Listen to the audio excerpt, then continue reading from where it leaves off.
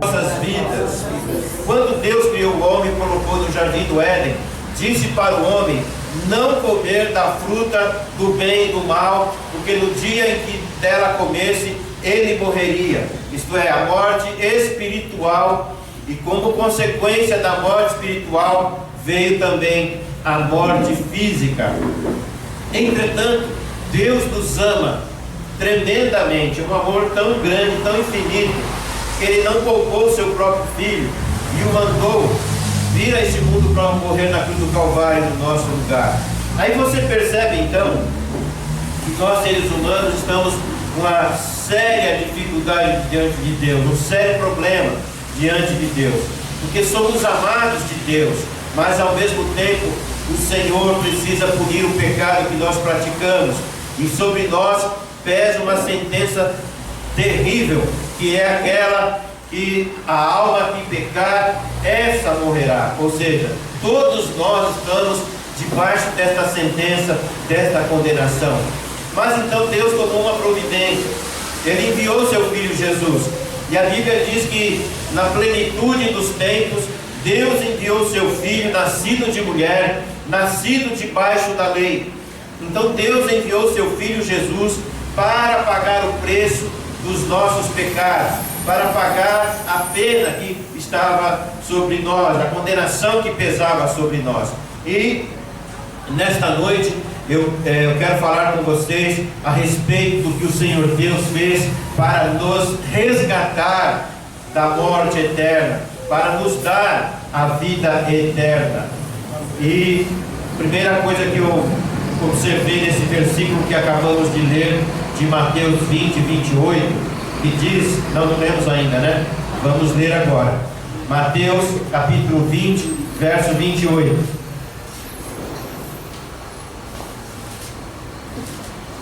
Mateus capítulo 20, versículo 28.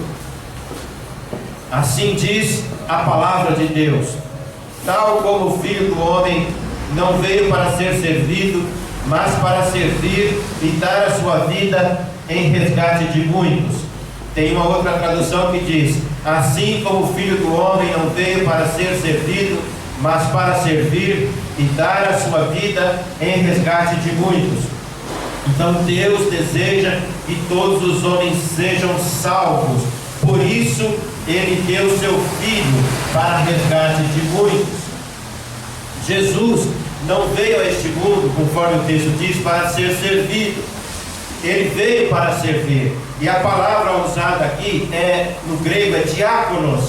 Ele veio para ser um servo, para servir a humanidade. Essa palavra traduzida ao pé da letra é escravo. Ele veio para ser um diácono da humanidade, um escravo da humanidade. Ele veio para ser o nosso servo. E como ele veio para ser servo, sendo ele o Senhor, ele veio para morrer naquela cruz do Calvário, para nos resgatar da morte eterna. E para que isso se tornasse verdadeiro, se concretizasse, então, ele precisava dar a sua vida na morte para a salvação de muitos. Todos têm o direito de receber a salvação, mas todos vão receber a vida eterna, a salvação? Não, somente aquelas pessoas que recebem a Cristo como Senhor e Salvador das suas vidas. Ele então se tornou o nosso servo. Como ele se tornou? Dando a sua própria vida em sacrifício santo e agradável a Deus. Ele se ofertou na cruz do Calvário para o resgate de muitas pessoas. Quem são estes muitos? Somos nós, são aqueles que pela fé recebem a Jesus Cristo como Senhor e Salvador das suas vidas. A Bíblia diz que sem fé é impossível agradar a Deus. A Bíblia também diz que a fé vem pelo ouvir, e o ouvir a palavra de Deus. Então Jesus veio a este mundo como servo sofredor, o ferido que veio para salvar os feridos, aquele que deu a sua própria vida, aquele que foi magoado, foi ferido por causa dos nossos pecados, mas ele fez isso para salvar aqueles que também estavam feridos. Foi ferido e esmagado. O castigo que nos traz a paz estava sobre ele, e pelas suas pisaduras nós fomos sarados. Porque Deus deseja salvar o maior número de pessoas que ele puder, o maior número possível de pessoas.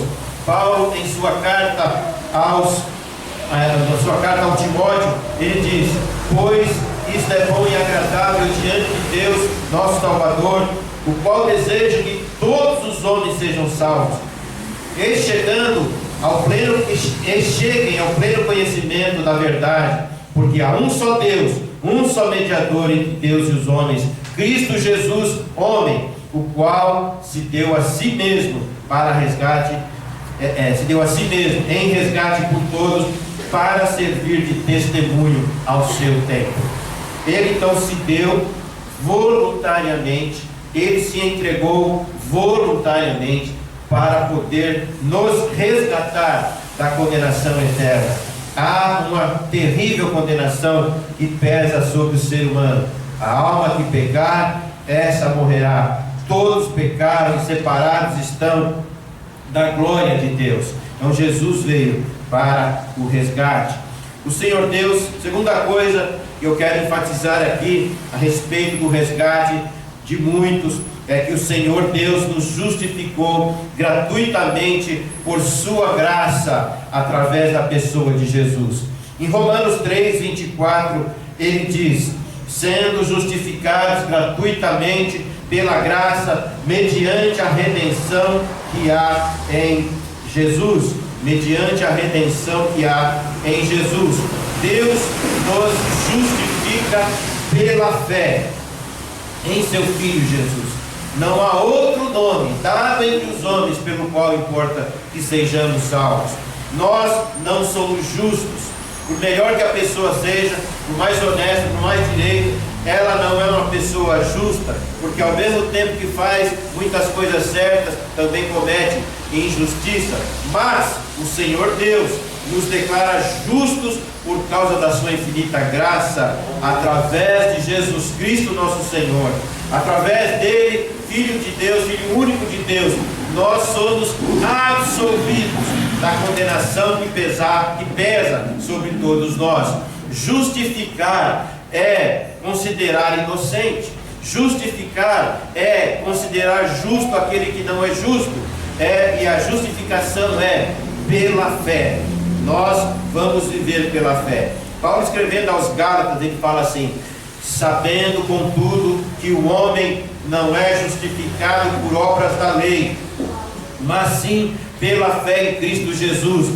Temos também crido em Cristo Jesus, para sermos justificados pela fé em Cristo, e não por obras da lei, pois por obras da lei ninguém será justificado. Não é pelas obras, não é por aquilo que nós fazemos e seremos justificados, mas sim pela fé em Cristo Jesus nosso Senhor. Ele ainda diz aqui mesmo em Gálatas: o justo viverá pela fé.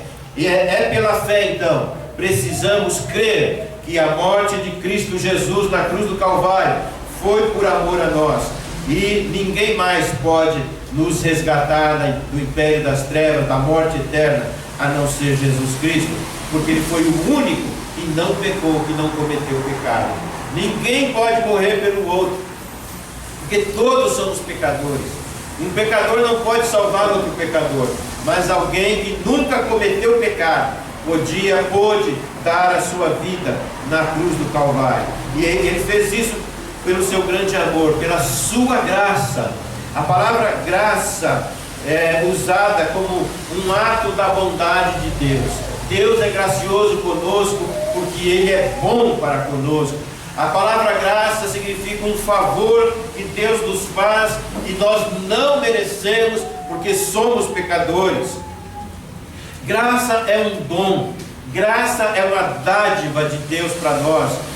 Graça de Deus, ela é oferecida para você e para mim, sem que você tenha que pagar.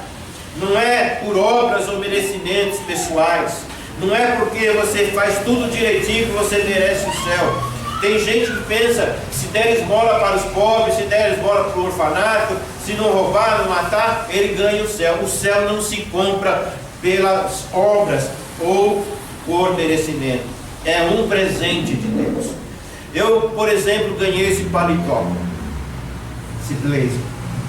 Aí custou R$500. Aí eu pego R$100 e dou para a pessoa que me deu o blazer de presente. Falo, isso aqui é para te ajudar a pagar o blazer. Pronto, já deixou de ser um presente, porque eu comprei uma parte, né? Eu ajudei a pagar. E assim é a salvação, assim é a graça de Deus. É inteiramente de graça. Você não paga, você não compra o céu não está à venda, é presente de Deus pela graça. Então, meu amado, não pense que você vai poder comprar o céu. Você só vai entrar no céu de Deus pela fé, mediante a fé, pela graça de Deus, mediante a fé. Não há nada que nós possamos fazer de obras humanas para herdar a salvação, a vida eterna. Você não precisa fazer nada para receber esse presente.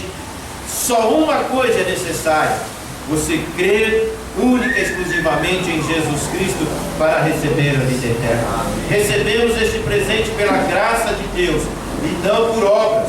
Você precisa crer que Jesus Cristo é o único Filho de Deus que veio ao mundo, morreu na cruz do Calvário para pagar o preço da tua vida, do teu pecado, do meu pecado, dos nossos pecados. Então, graça de Deus é uma bênção que veio do céu diretamente para o homem pecador, por meio do nosso Senhor e Salvador Jesus Cristo. Nós fomos justificados pela graça de Deus, mediante a redenção que há em Cristo Jesus. Romanos 3:23. A palavra redenção significa libertação. A palavra libertação é usada então na palavra de Deus para significar que nós somos libertos da morte e da condenação. Libertação efetuada mediante pagamento. Redenção significa libertação realizada mediante um pagamento. Jesus pagou o preço com a sua vida e nos livrou da condenação. Nós fomos libertos. Amém? Amém. Fomos salvos da condenação eterna. Fomos resgatados da morte. Amém ou não? Amém. Vocês estão me seguindo? Amém. Não conseguiram me seguir? Outra coisa importante a respeito do resgate de Deus é que o Senhor Deus nos resgatou por meio do sangue do seu Filho. Efésios capítulo 1, verso 7. Se você tiver sua Bíblia aí e quiser abrir. Efésios capítulo 1, verso 7.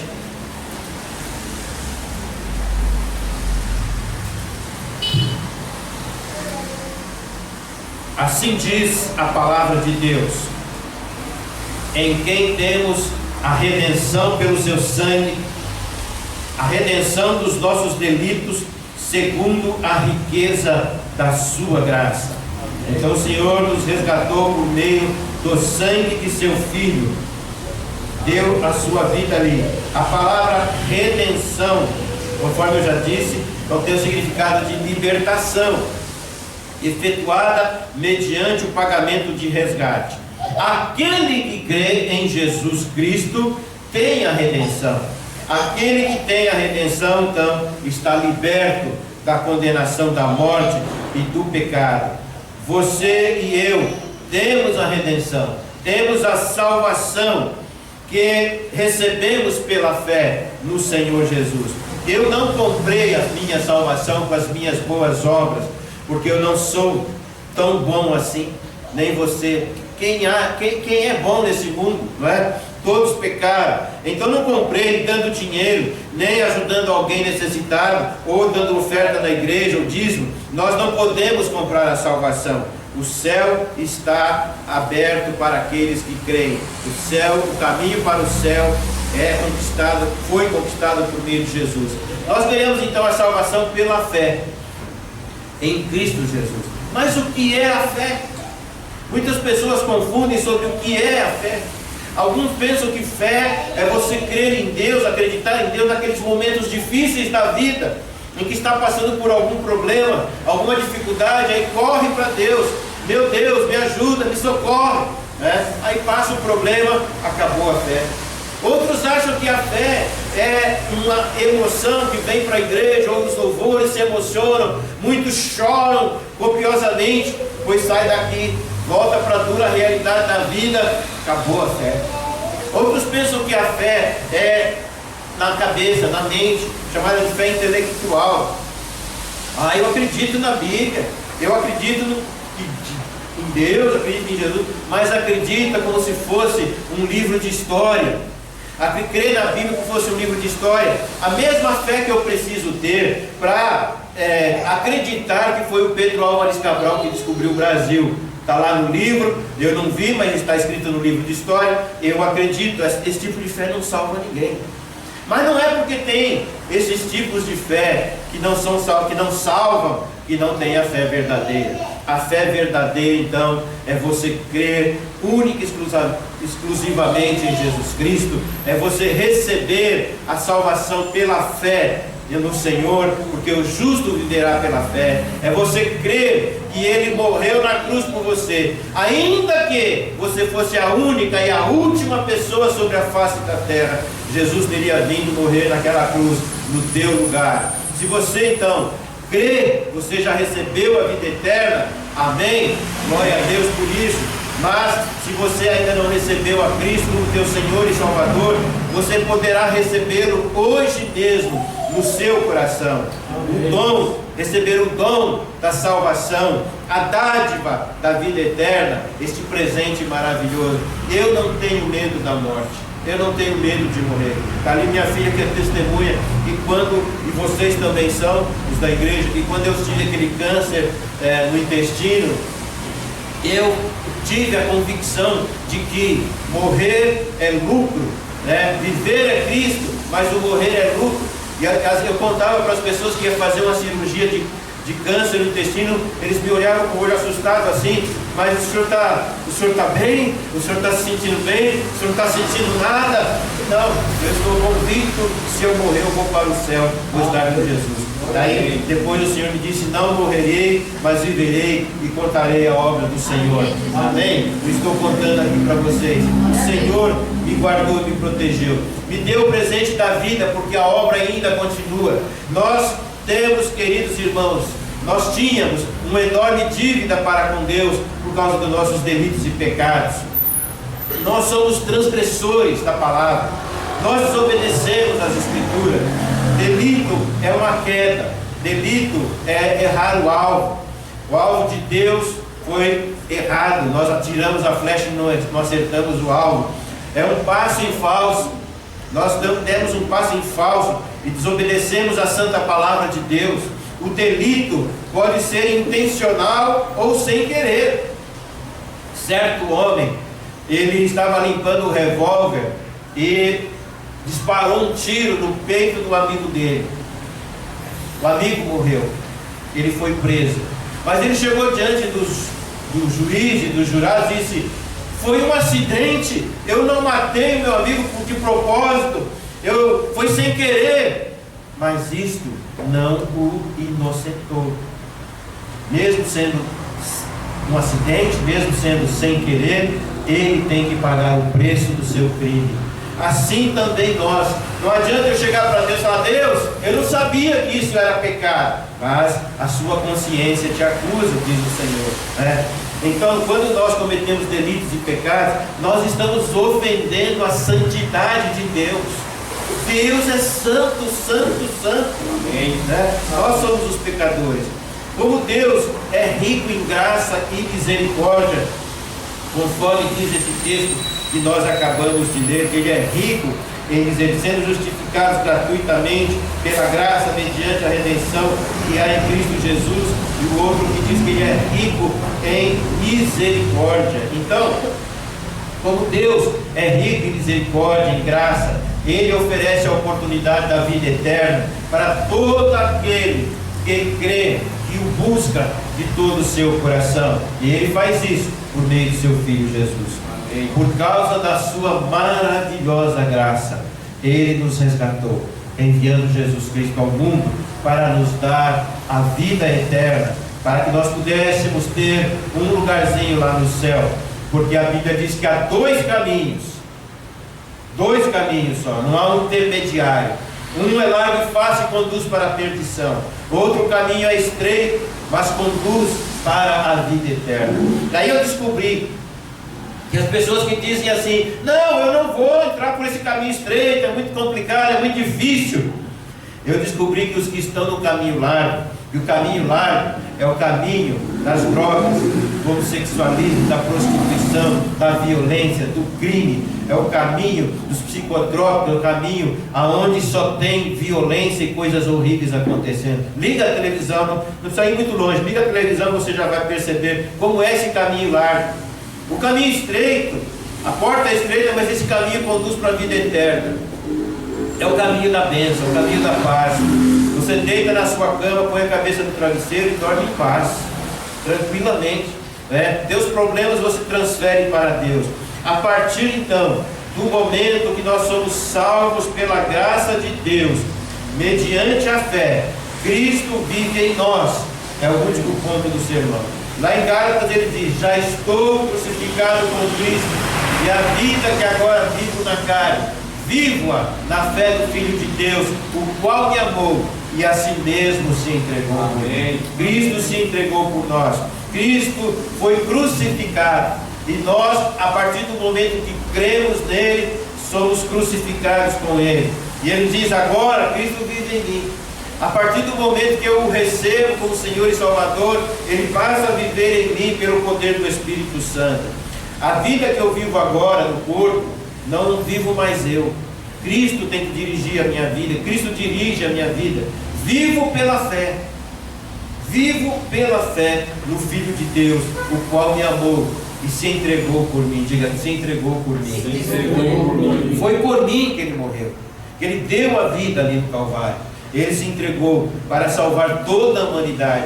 Mas ele é personalista, ele personifica. Ele sabe o teu nome, ele conhece você, onde você mora, o que você faz. Ele sabe de cada um de nós. Ele nos trata com relacionamento pessoal. Ele tem um relacionamento pessoal com cada um de nós. Ele não nos trata como uma multidão de pessoas perdidas, como gente perdida no meio da multidão. Ele tem um relacionamento porque ele morreu por mim lá na cruz do Calvário. Amém, queridos? Eu quero concluir relembrando aquilo que já falamos. Primeiro, o tema da nossa mensagem é o preço do resgate das nossas vidas. O primeiro ponto foi: Deus deseja que todos os homens sejam salvos, e por isso ele mandou o seu Filho para o resgate de muitos. O Senhor Deus nos justificou gratuitamente por causa da sua graça. O Senhor Deus nos resgatou por meio do seu sangue, do sangue do seu Filho Jesus. E a partir do momento que nós somos salvos pela graça mediante a fé, Cristo vive em nós. Amém. Quero pedir para você baixar.